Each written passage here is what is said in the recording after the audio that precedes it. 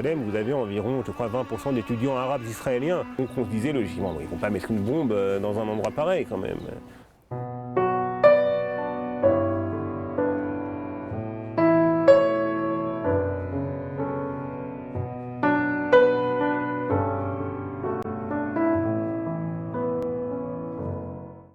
Environ une semaine avant, j'avais fait la connaissance d'un jeune étudiant français qui s'appelait David Gritz, qui venait tout juste d'arriver en Israël. Et j'ai passé un coup de fil à David Gritz. Je lui ai dit comme ça, écoute, si tu veux, on peut déjeuner ensemble. Il est arrivé avec une étudiante italienne. Comme ni David ni cette étudiante italienne qui s'appelait Angela, je crois, ne connaissaient vraiment le campus, moi je le connaissais bien. Donc je leur ai proposé, avant de s'installer pour déjeuner, de leur montrer le campus. David, je crois, m'a dit qu'il préférait d'abord déjeuner. Quand on sait ce qui va se passer après, c'est évidemment une réponse fatale. Alors je leur ai expliqué comment ça se passe. Voilà, on prend les plateaux, on paye. On s'est dirigé vers la table. Donc j'ai échangé quelques mots avec David. Avant d'avoir eu le temps de mettre la première bouchée dans la bouche, la bombe a explosé.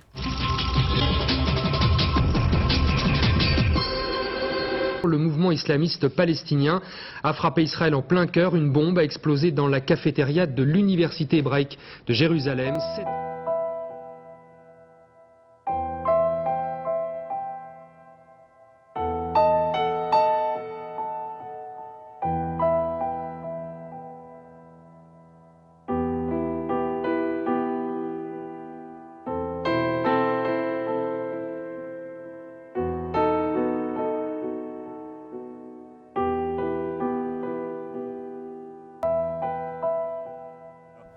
C'était une période où il y avait un attentat quasiment tous les 2 jours, parfois même tous les jours.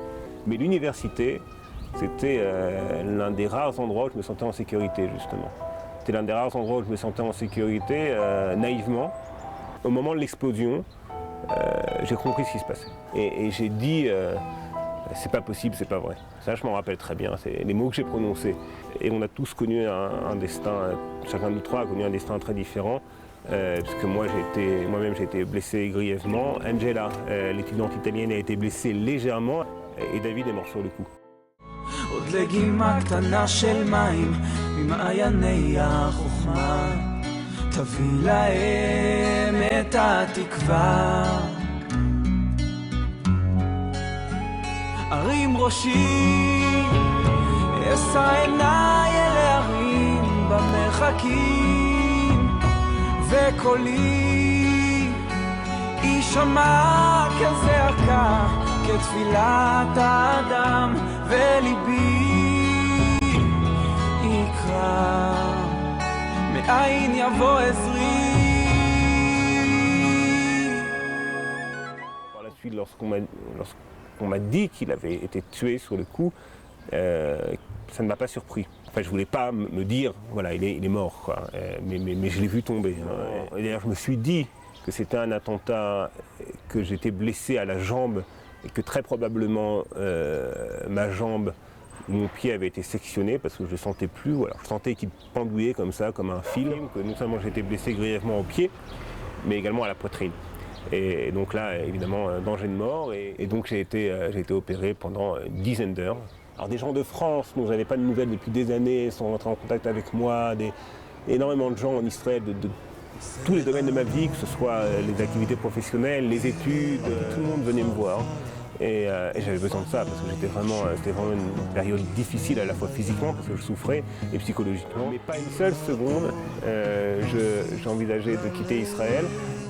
La solidarité dont j'ai été l'objet après l'attentat, je me suis dit mais quitter Israël ce serait presque